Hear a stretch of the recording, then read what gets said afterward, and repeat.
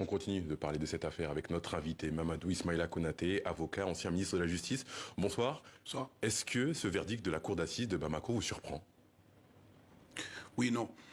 Quand on regarde l'allure qu'a pris cette affaire dès le début, où les soldats ivoiriens ont été considérés comme des mercenaires sur le sol malien, ont été poursuivis sur la base d'infractions qui sont assez graves, à savoir des atteintes à la sûreté extérieure de l'État, le port d'armes et la menace du gouvernement régulièrement mis en place. Oui, on pouvait s'imaginer que les Maliens étaient dans une dynamique d'aller plus fort, d'aller plus haut. Mais en même temps, quand on a vu un peu au plan diplomatique les allées et venues des uns et des autres, on aurait pu s'imaginer éventuellement à une solution en deçà de cela, parce que les peines qui ont été prononcées sont des peines assez lourdes. Il y a 20 ans de réclusion criminelle pour les 46 soldats. Il y a quand même la peine de mort qui a été prononcée à l'encontre de ces 3 soldates qui, elles, sont reparties en Côte d'Ivoire parce que simplement ils ont bénéficié d'une liberté provisoire. Est-ce que des choses ont filtré de ces 2 jours d'audience à Bamako? Pas véritablement, parce que d'abord, l'audience À huis clos. était à huis clos, c'est une affaire militaire, et deuxièmement, il faut savoir quand même que cette affaire-là a été prise sur cette base-là, et que rien, absolument rien n'a filtré à ce niveau-là. Simplement, on pouvait s'imaginer que les infractions qui étaient poursuivis dans le cadre de la mise en accusation étaient des infractions graves, et il ne faut pas s'étonner que l'on ait atteint des peines comme celle-ci. Véritablement, je pense que les choses vont peut-être se dénouer.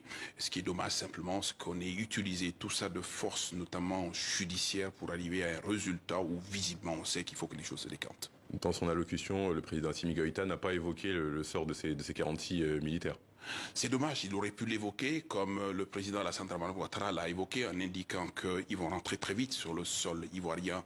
Je pense que cette démarche qui était celle du Mali a prôné d'abord la justice. Aujourd'hui, il y a la justice et la justice devrait sans doute laisser place aujourd'hui à la diplomatie. Le président Assimi Goïta aurait pu utiliser sa mansuétude dans le cadre des vœux pour permettre à ces 46 soldats ivoiriens de retourner en Côte d'Ivoire pour que la paix règne dans cette sous-région. Il y a eu une rencontre ivoiro-malienne il y a quelques jours dans un esprit plutôt fraternel. Il y a une signature d'un mémorandum. Les uns ont parlé d'un incident malheureux, les autres d'un malentendu. On est très loin de tout ça aujourd'hui. Bien sûr qu'on est très loin de tout cela. Vous savez, la justice a sa réalité, la justice a ses mots, la justice a sa démarche. La justice ne répond pas toujours de questions diplomatiques et c'est pour cela que l'alliance entre les deux était assez troublante, justement. C'est vrai qu'aujourd'hui, les Ivoiriens peuvent se sentir un tout petit peu floués, si je dois le dire, mais toujours est-il dit qu'il y a toujours de la place, justement, pour que la diplomatie reprenne, pour qu'aujourd'hui le président Assimi Goïta puisse gracier ses 46 soldats. C'est la voie qui est la mieux indiquée. Peut-on dire qu'aujourd'hui que c'est un échec, en quelque sorte, de la diplomatie ouest-africaine? Que beaucoup se sont démenés, le Togo notamment c'est vraiment impliqué, la CEDEAO. Est-ce qu'on peut parler d'échec de diplomatie ouest-africaine? Pas forcément. Cette affaire a duré depuis très longtemps. Cette affaire, d'abord, s'est déroulée dans un contexte qui était assez troublant, qui impliquait non seulement le gouvernement du Mali, le gouvernement de la Côte d'Ivoire, mais également le système des Nations Unies.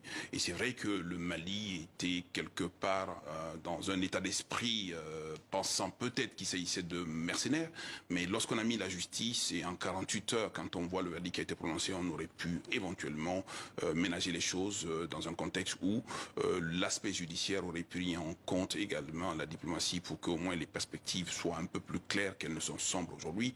Mais il ne faut pas désespérer. Je pense encore que le pouvoir de grâce est entre les mains du chef de l'État du Mali. Il doit pouvoir l'exercer. Il faut qu'il l'exerce justement pour que le calme revienne. Vous l'évoquiez tout à l'heure, il y a les 3 soldats ivoiriens libérés en septembre qui ont été condamnés à la peine de mort. Comment expliquer cette lourde condamnation? C'est très lourd, c'est incompréhensible. Ce sont d'abord des femmes. Elles ont été libérées d'ailleurs parce qu'elles étaient des femmes, et ça n'a rien de péjoratif. Et deuxièmement, elles ont été libérées, elles sont retournées librement en Côte d'Ivoire.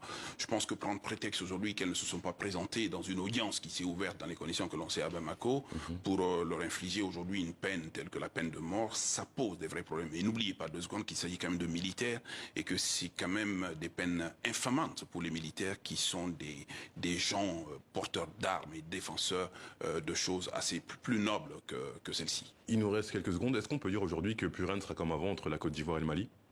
Je pense qu'il faut peut-être jouer à mettre la balle à terre. Il faut peut-être faire en sorte aujourd'hui que ces deux États, ces deux nations, ces deux pays puissent se retrouver pour aujourd'hui aller vers l'essentiel. Et l'essentiel, ce n'est pas la guerre. L'essentiel, c'est le dialogue. L'essentiel, c'est l'échange. L'essentiel, c'est la réalité économique qui est malienne et la réalité sociale qui peut être aussi ivoirienne. Merci Mamadou Ismaïla Konaté, merci d'avoir répondu à nos questions. Je rappelle que vous êtes juriste et ancien ministre malien de la Justice. Je vous remercie. Merci beaucoup.